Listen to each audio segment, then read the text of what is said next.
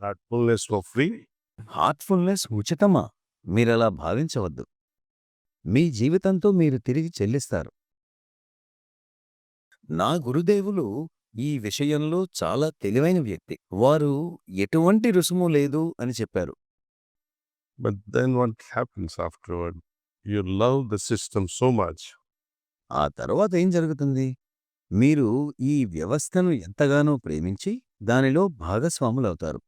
మీదంతా వారిదే మరియు వారిదంతా మీదే. ఇటువంటి భావన ఏర్పడుతుంది. కాని బ్రహ్మ విద్యతో ఎటువంటి వ్యాపారం చేయకూడదని వారి ప్రగాఢ విశ్వాసం.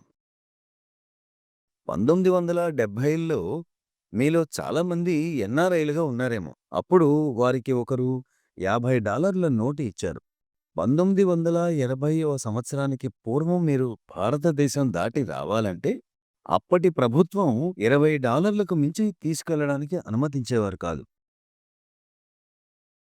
అప్పుడు పరిమితులుండేవి.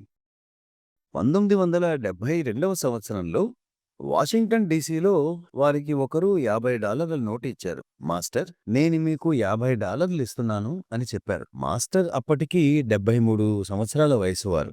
వారికి ఆ కరెన్సీ, దాని విలువ తెలియదు. అప్పుడు వారు మా సెక్రటరీని అతడేమి చేస్తున్నాడు అని అడిగారు. So he asked the person who was giving $50 note. వారప్పుడు ఆ డబ్బు ఇచ్చిన వ్యక్తిని అడిగితే, ఇది నా మోక్షం కోసం అని అతను సమాధానమిచ్చాడు. అప్పుడు నా గురుదేవులు నవ్వి, బ్రహ్మ విద్య అమ్మకానికి లేదు.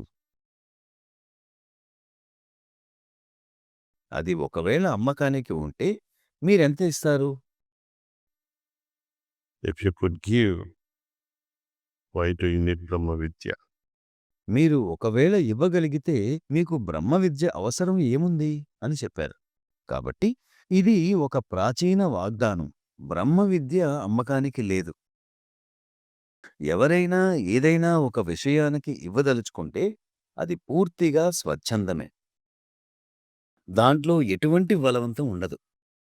మీరు ఈ వసతులు ఉపయోగించుకోవాలనుకుంటే మాత్రం వాటికి కొంత రుసుము ఉంటుంది. ఆ విధంగా అందరూ ఎంతో కొంత సహాయం చేసిన వారవుతారు. దానికి మేము కృతజ్ఞులం. ఒకవేళ ఏదైనా లోటు ఉంటే మేమే ఏదో విధంగా సర్దుబాటు చేసుకుంటాం.